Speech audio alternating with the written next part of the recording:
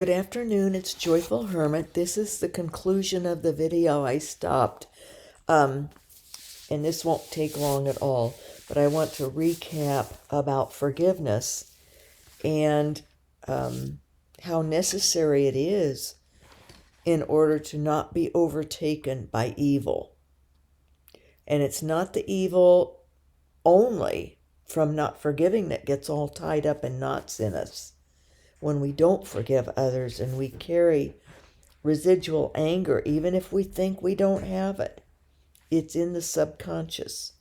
But this is the frustration and the upset that we've gone through when we don't forgive, when we have been stalked or harassed or terrorized, even, fearful for what they're going to do next. This element of surprise and like these HOA people just not giving up. And then they walked out, and they were angry when I said that I was doing the work, that the handyman wasn't coming back. He's finished with what he needs to do. I can do the rest. I didn't need him to have him do the final thing that he did even. He didn't do it quite right. It's passable. I'll fix it with simple measures, but it was wasted $400 or so, $380 or something. Just, I can't waste that. I can't do that. And so the rest of the work was stuff I'm going to do myself, and I had planned to. I should have even been doing that, but I was so ill. But I wanted to say that my daughter is so loving now, and I'm praising God for that. She is buying me this supplement, BPC 157, and it seems to be helping my intestines. And I still have to, do other things to help to. There's a product that I take that it brings liquid into the intestines and things like that, but other supplements. But and doing my work helps the intestines. And that includes, I'm doing tiling now, because I couldn't set the bathroom cabinet nearest the tub until I got along the tub tiled. So just a delay, but these HOA people were upsetting me so, and the neighbor is all upset. She's beginning to panic. And this morning, she wanted to have us move this big ladder. It's a 28-footer. And I do need another person. I don't know if usually it's a man and me who are moving it, if we move it. But one time a UPS lady helped me put it in position. She happened to be delivering something, and I needed it moved so I could finish putting trim around a window tall up on the second floor. So that was 2 summers ago. Anyway, this ladder, though, is up against the side of the house, and on the side, sideways, down low to the ground, but not totally on the ground. And there are wires coming into the air conditioning unit that I can't have the ladder sit on and risk pulling out that pressure. It's a heavy ladder. And but my neighbor was worried about it, and I said, we have to stop the knee-jerk reactions and stop being fearful of them. I need that. And I think that's part of forgiveness. Praying for people, loving them and forgiving them, and then moving on with our lives. Once we've forgiven, prayed for them, loved them, and forgiven them for all the hassling and all the stress that they bring in their evil ugliness, because they are instruments of the devil doing this. If another person came, I'd mentioned to her from another street, and she came over and she says, well, it's lovely out in front. What's their problem? They are just targeting me because I am vulnerable, and they got a result. When it was started with house paint colors, they could argue, and boss, and Then I found out they had no design background because what they were suggesting with paint colors even was just not in good taste. They don't understand like the rule of 1, 3, 5, and for different color combinations or subtleties or things like that, or where you would locate a light colored paint as opposed to a dark. Dark brings things closer to you, light expands it. So just little things like that. I'm dealing with people who don't have knowledge of what they are judging. But then the neighbor I had at the time, they didn't even submit a paint request, just did it. So I'm getting unfair treatment. And that's why this Saint Marie Anne Blondin really had impact, because I have in the past always told myself in trying to forgive people that God chose it for me, chose these things for me, but I was slipping up this time. I was getting caught up in the fear and the terror of it and of all the problems. And then the devil was feeding. Think of your whole life. Like the physical therapist this morning, I was telling him about it. And he says, have you ever experienced just a normal life? I said, no, I haven't. Not since I was living at home with my parents, where I was protected. And people in our small town knew me. I didn't come off as different.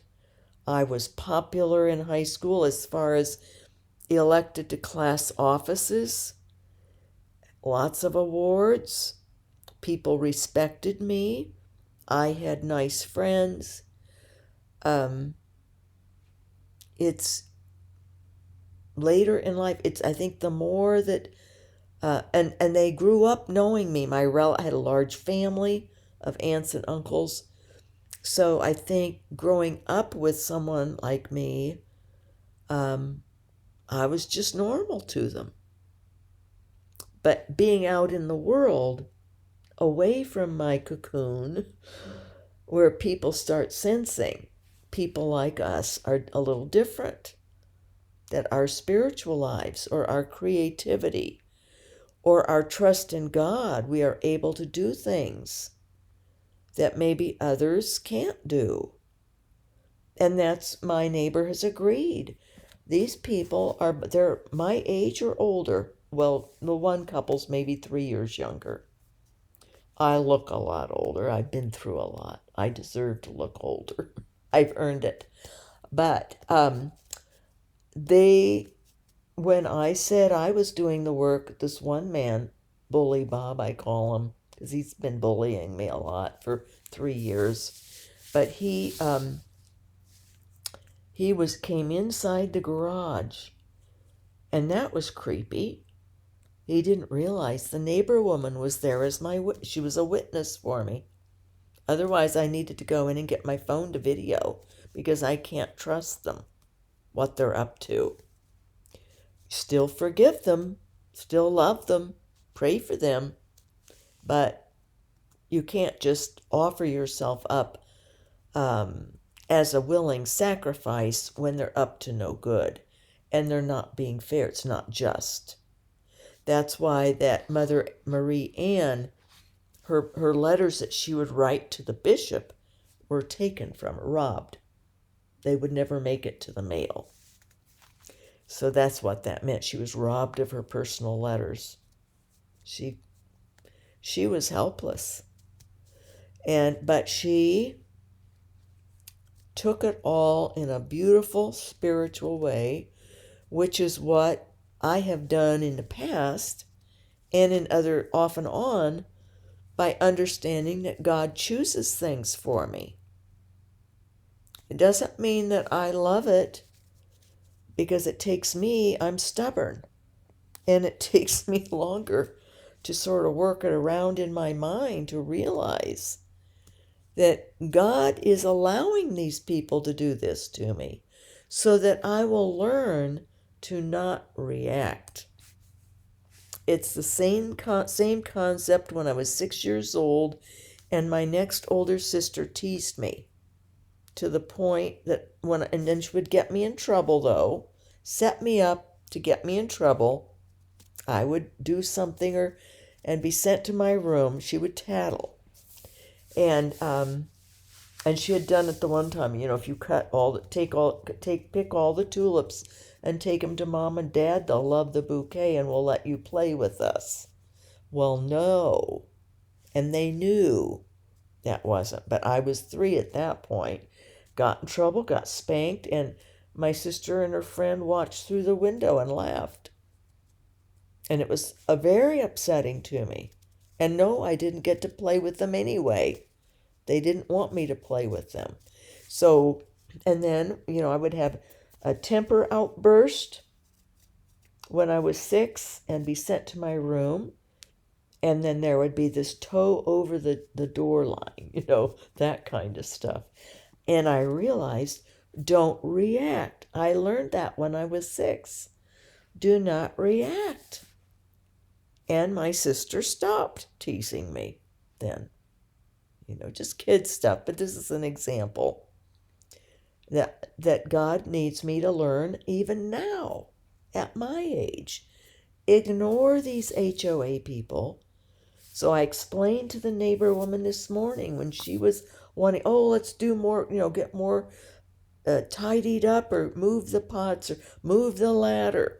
What if they see the ladder? What will they?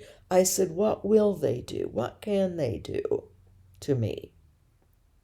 Will I go to prison? She said, no, I can't think you would. I said, would it be the end of the world if I did? No. What difference does it make? I'd have better medical care probably in prison. Who knows? And then I said, are they going to murder me? Kill me? Because I won't be finished with my wood. I used a piece of it yesterday to screw into some studs so that when another neighbor man came to lift the cabinet up, it had a little shelf to sit on. Then I take the wood off. But I use the wood now and then, and I need it for shims and different, I'm not finished yet. But we tidied up the patio. It's my patio, but pick and choose what we're going to get upset over. That's a lesson for me. That's what God wants me to learn. And I'm very grateful to my neighbor who's worried and is upset that they tried to use her to go against me, to get me in more trouble. They're now angry at my neighbor, not writing her up, but that she won't say that she can't stand me or whatever they want her to say. But this man then was upset because I'm a woman who's going to be doing this mud coat. And now I'm going to do my Airstone. It's Airstone. It's a new product, fairly new. They're very lightweight. They're very thin, but they look like natural stone.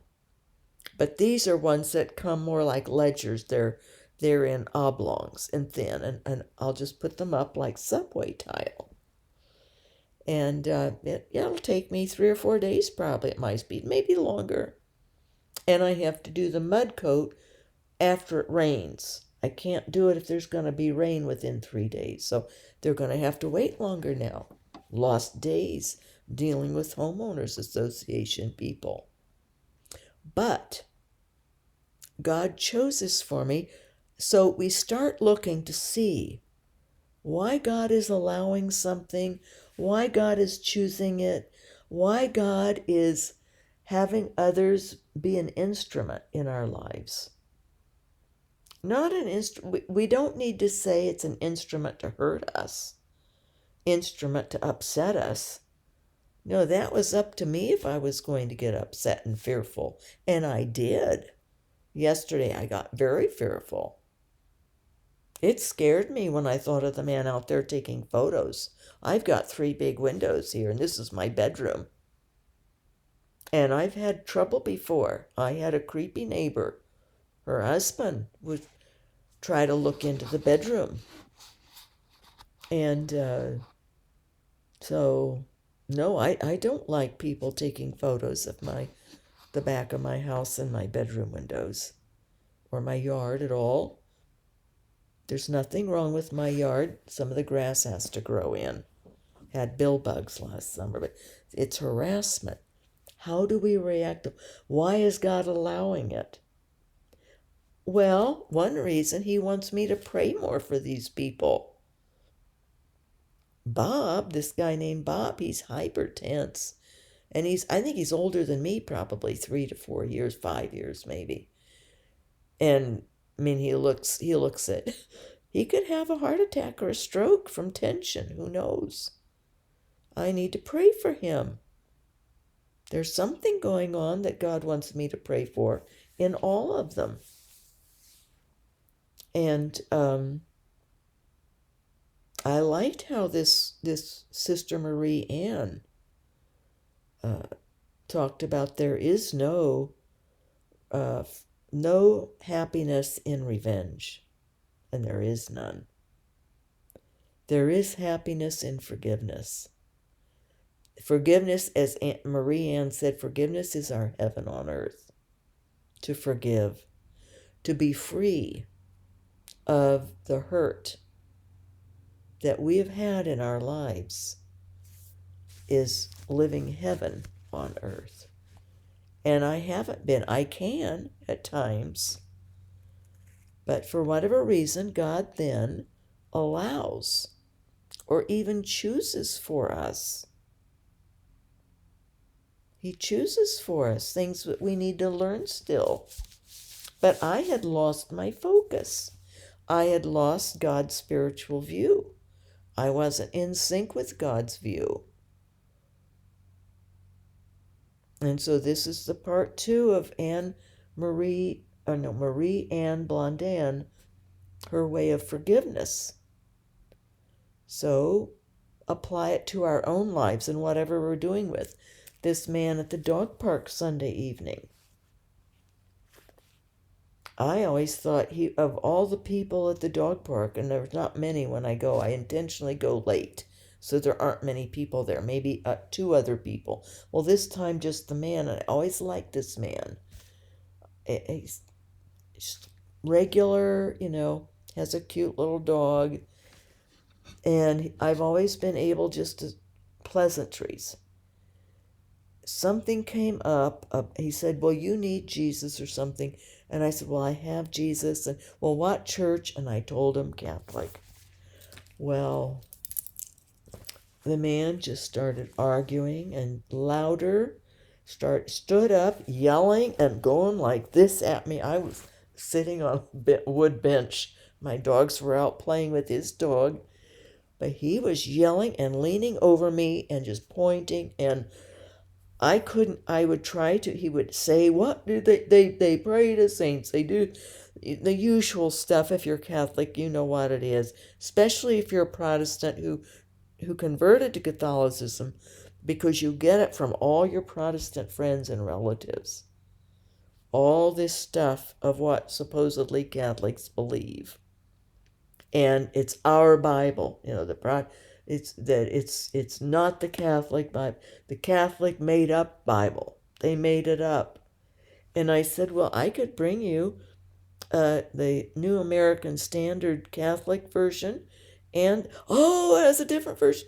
I said, because Martin Luther and the Reformers took out 5 books, or 7 actually. And they also took out James, I said, but they put that back in. Because James talks about it takes faith and works together. And so, not just faith alone, but faith plus works is in James. But they put it back in. It was too embarrassing to take James out. That's major, taking that out. And I explained that the other books are, couple of them, the Maccabees, are considered wisdom. Wisdom, it's not the word of God, then they're putting in. I said, but Ecclesiastics and Proverbs are considered wisdom. I couldn't make, but he got louder and louder and more angry. And he says, I'm leaving. And I said, I can't come back. to the dog. I said, I can't come and have this kind of arguing. I said, I'm too tired. I've got enough other things going on and too much pain. Well, he mocked me for saying that I was, that I didn't want to argue. He got loud again. I shouldn't have said a thing. Do I learn? Well, the hard way. But that was upsetting and stressful. Okay, so then I read the next day, this early leader of the Catholics, by 70 in one site and 110 A.D., the church was already being called Catholic. Definitely by 110 A.D. Well, this man, he couldn't take that either, but I couldn't give him any facts, so I had to give up. And obviously, it was getting scary. I was there alone with him getting out of control. And there was no making sense. In 29 years of being Catholic, I have never had anyone yelling and saying the things that he said that were vile and so wrong, so false, not even any truth. And it was just really shook me. But, and that's what the devil wanted me shaken up, wanted me upset on top of the homeowner thing. So, yeah, that was just yesterday that had the three people, the homeowner people, here to take me on and work me over, if not for the neighbor happening to be here as a witness, and they backed away, but went out on the sidewalk and huddled and were flailing their arms and pointing, each other and making their plans what they're going to do next, which was scary for me. I felt vulnerable. I do feel vulnerable. I don't want the hassle. And the neighbor keeps saying, well, don't waste your time doing forms and things. I have to report to 2 different state agencies before I can get a lawyer with a disability claim for harassment. But she said, that's a waste of time. And then you could be working. And I thought, well, like today, my back's in pain because we worked at denailing boards and getting things all tidied up. Got tired. My body can't do a lot of it. And then I did cabinet install, which is lifting also. So, I'm tired today, so I can't do as much. But anyway, here's this saint. He was a pope but they didn't call them popes back then. Understand that. But it was 166.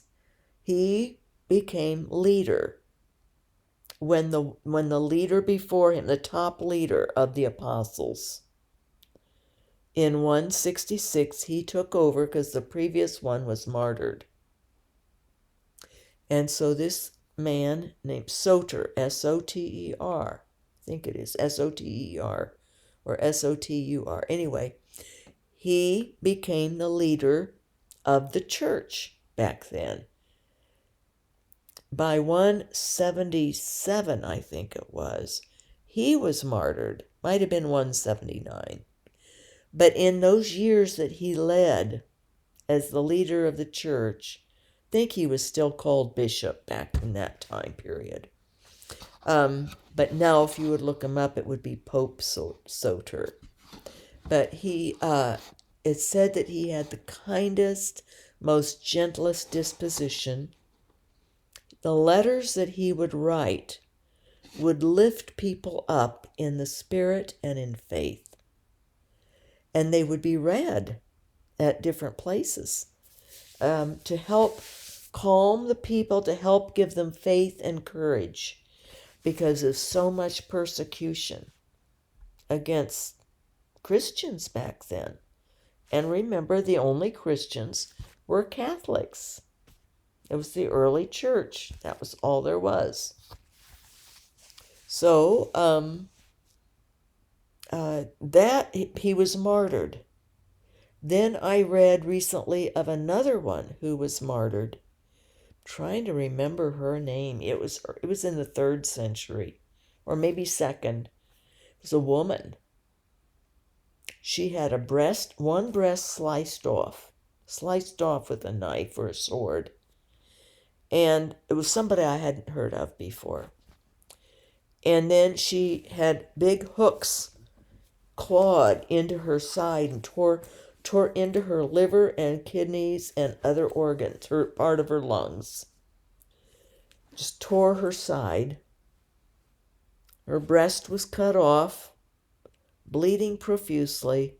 They put her back in a dirty dungeon with other people, criminals, and other Christians who were being killed or imprisoned because they were followers of Jesus Christ. And she slowly bled out there in terrible pain.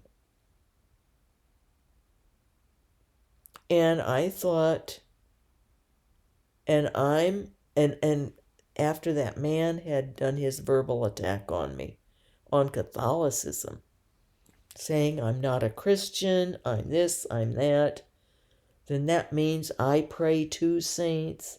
That's why I so wish the person hadn't had a chapter in her book saying praying to saints. Oh my, it doesn't go down well with non-Catholics. And we can explain, well, we're not really praying to them. We're just asking them to pray for us. We need to put it that way. Trust me, it's not helping the persecution that's still going on. But I thought about it. Yeah, I was verbally assaulted, verbally accused. If I had been back in those other time periods, that man would have killed me. And he was the most angry of any anti-Catholic, and the most verbal and loud and threatening, and hated Catholics. He hated it because of how horrible Catholicism is. And all that he was saying was horrible. It's just not true. One time I said, well, I was Protestant 44 years, and God led me He wanted me to be God, led me into the church. Well, no, God would never do that. He would never lead you away from Christianity and into sin and apostasy and on and on. Well, no, shouldn't have said that. Then I said, well, in all my 29 years as a Catholic, I've never met people who pray to saints or who put Mary in the place of worship Mary, or who worship Mary. Well, they say Hail Mary, that's worshiping her. I said, well, she's honored. Well, she's not special. She's a sinner. And I said, well, she's the mother of Jesus. I said, I didn't give birth to Jesus Christ. God didn't choose me for that honor. So I said, I think that's rather special and quite an honor. And she must have been a very wonderful person for God to choose her to bear Jesus Christ, Son of God, the God-man, the Messiah. Oh, I got lambasted more and more. But then when I read about these, and I thought about the woman who had her breast sliced off, and the hooks in her side that ripped at her kidney and liver and other vital organs, and then she bled out in a cell, filthy cell, with who knows who in there. Probably prisoners who had raped her or something. Because they put men and women in together, it didn't matter. There were no guards to make sure that, well, we know in prisons today, the men rape the men and the women rape the women, even with guards around. So I thought, here I was upset over verbal persecution, verbal martyrdom. I guess you could call it a verbal martyrdom. Nothing compared to a physical. I was ashamed of myself. So there's that to consider. And why did God allow that exchange from that man? That man that just that afternoon I thought, well, I hope he's at the dog park because I enjoy him.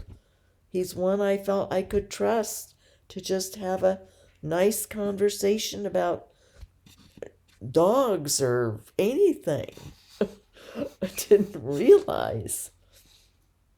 And so it was just a shock. And I felt so alone, like there's, but how did these martyrs feel? These martyrs who lost their lives. Here's this gentle leader of the church back then who uplifted people, and people thought of him as just an icon of the kindness of Christ himself. Merciful, loving, gentle, supportive, building up their faith, getting them through these horrible time periods of martyrdom, he was the 31st martyred pope. He was in the list of the 31 popes who were martyred. Up until that time, every pope had been martyred, and then he was martyred also. And it just gave me a different perspective. These saints will. That's why it's good to talk about them. And no, I have plenty of other people to ask. I generally ask people on the other side to pray for me who have a connection of something that I know that they can really, like in real estate. I'll ask realtors who might be still in progression, in purgatory, to help me. Or somebody else, a used car salesman or whatever, because they have a vested interest. That was their work on earth, and they know it. And maybe they made some mistakes in it. Maybe they weren't honest with somebody. So they'll extra much. It's been very successful, my getting help from people on the other side who have a vested interest in wanting to do good in their particular field. And maybe it helps them in some way too. I don't know, but I ask people I don't know. I'll just say, any realtor out there, please help with this transaction for me. Help me with it. Or mechanic, please help me get somebody who will be trustworthy with my car. Oh, single older women with car repairs. Oh yeah, you're going to get taken advantage of. And if I do hire anybody else to help me here, I'll ask help from people on the other side to pray for me. But I'm not praying to them. I'm not worshiping them. I'm sure grateful to them, though. They've come through time and time again for me. But forgiveness is attitude, and I like Marie Anne's attitude of considering that people are instruments of God, and that God, and like I put it, God chooses things for us because God knows what we need to learn. My problem is I don't immediately think that when something awful starts happening. I'm too much into self still and hurt and thinking, oh no, here's another awful thing happening in my awful life. Poor me. Self-pity. Self-pity it is, I'm sure. And I know the devil puts these thoughts in my mind, reminds me. Oh, you know, and like the physical therapist this morning, have you ever had anything normal? Well, no, I said not really, not since I was a kid. But it's how we react and what we learn. Because God does allow these things. And we can learn to grow in holiness and to be forgiving and to immediately learn to think, well, these people are acting this way because God knows they need prayers. Like I said, the one man could stroke out. He's hypertense. He's old. And maybe that's why God is having these things happen, so that I can pray for these people. They need my prayers, perhaps. So I'm going to start focusing on the reason why these things happen, and then stop myself from feeling traumatized. Pray, love, and forgive, and then move on with my life and with people who God has me in their lives for reasons I'm not sure. Pray for them. Understand that God has a reason for the encounters, for the man at the dog park. Been praying for him, and I forgive him.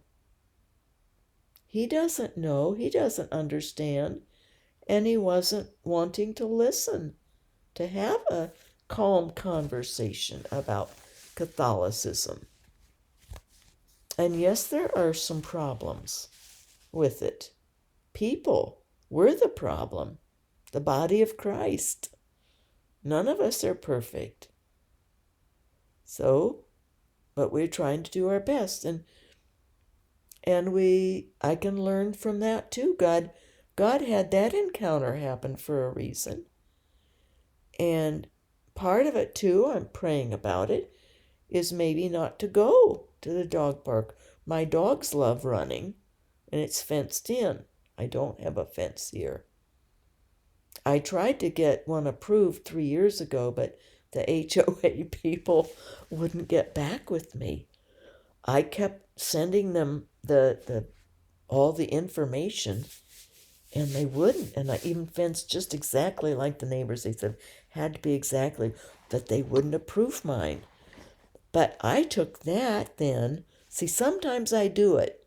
Just saying, this process of immediately looking to God. Why did God not have those 3 ladies who were on the decor committee not allow my fence? Well, I realized God didn't want it. For whatever reason. Well, my finances are tight now. I'm glad I didn't spend money on a fence. I'm glad. God protected me from that decision. And the HOA people now, with the front of the house, and now we're going to have rain, and it's going to delay putting the mortar on the front. I have to have dry conditions to do it, and then 3 days of dry without rain for it to cure. So I need 5 or 6 days to get that project done.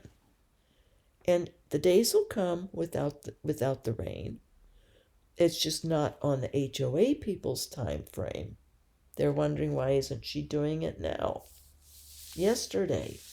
Well, they were here yesterday. Why not today? I'm having to rest today. Rest my spine. So, but I'm going to do tiling tonight, tomorrow, cabinets, and then something else on Thursday, God willing. And then when the rain's done on Friday, I'll start in on the front of the house, my mortaring. So all in good time, but when people don't understand and aren't liking it, part of our job is to immediately train ourselves. What does God want from this situation? What does he want from me?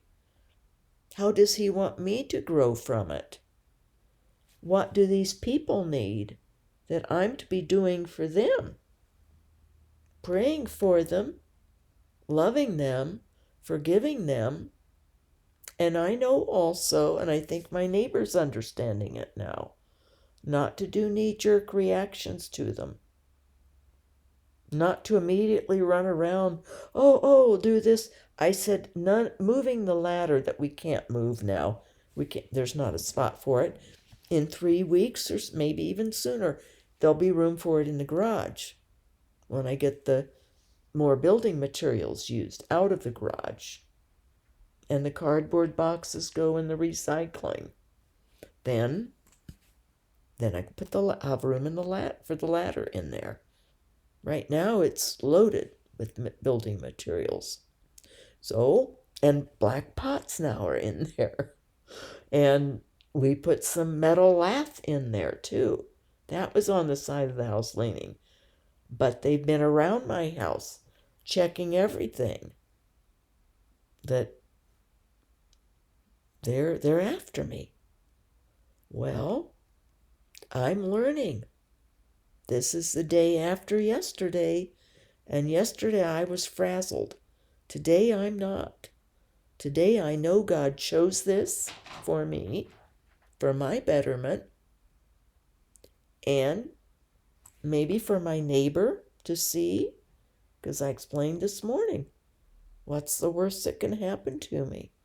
Nothing they can do to me will bother me if I don't let it. If I keep this attitude that is God's view of matter, of what counts, pray, love, and forgive, and then live our lives all for the glory of God, all for God. That's it. And if something happens, a lien on the house, when I die, the house is in trust. It will roll over to my heirs. One of them was wanting to have the house. Or before then, as soon as I get the front done and the ladder and what else, and the grass grows in back there from the, but if I would take this to court, a judge would go after these people for the harassment of a disabled person. And I have my documentation.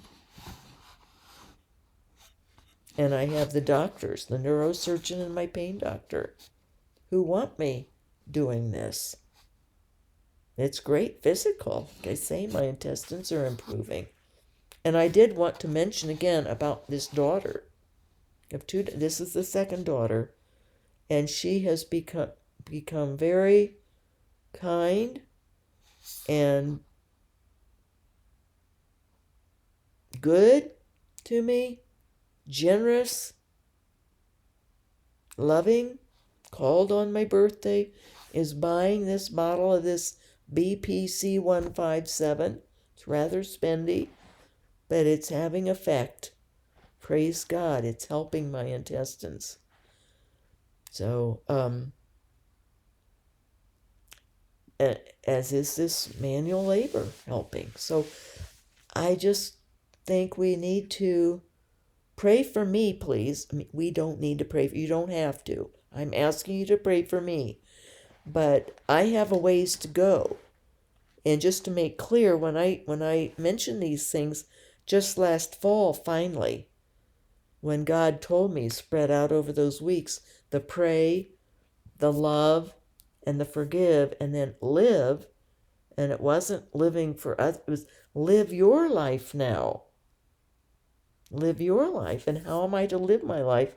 Well, my spiritual dad told me years ago, live your life omnia pro Deo, all for God. So it was like finally the light bulb turned on, and that's how it is in the spiritual life. We can read things, we can read the scriptures, we can understand what great saints have done or say, but it has to click with us. Click. The scales fall from our eyes, in effect, and we understand, and then we apply it to our daily lives. That's what I find the importance of these holy people, is to get how they lived or how they approached life. And that's more than whether they had mystical phenomenon or things like that went on. It's exciting, it's fun, but it's what we can learn from them in living our lives and in forgiving others. So I really found this Marie Anne Blondin to be um, quite an inspiration and a teacher, a true teacher, teaching me how to move on from upsetting situations. And always remember, what's the worst that can happen also? What's the worst that can happen? If you're doing our best, we're praying, we're loving, we're forgiving others, and then we're trying to live our lives as best we can for God, all for God. And then to put in perspective martyrdom with that and what they went through, the physical martyrs can be pretty rugged, but that's not to say that the emotional and psychological martyrdom, being abused, is a horrible thing. God bless His real presence in us, and hope some of this has helped. And I did just want to shout out for, when we share things about our lives as I have, and then when something changes, when someone changes, how lovely that can be. And part of me regrets talking or mentioning about persons, but it's the reality of my life. I guess this was sort of my journal, my shared journal of life. But I've been praising God for the kindness of the family member. I'm very grateful to God for that. So that's another thing to remember with others, that nothing is always forever. The elderly woman, she came over yesterday. So people can change. People can change. Situations can change. And we go with God's flow. God bless His real presence in us. God bless God's flow. And please, God, help us to always remain in God's flow.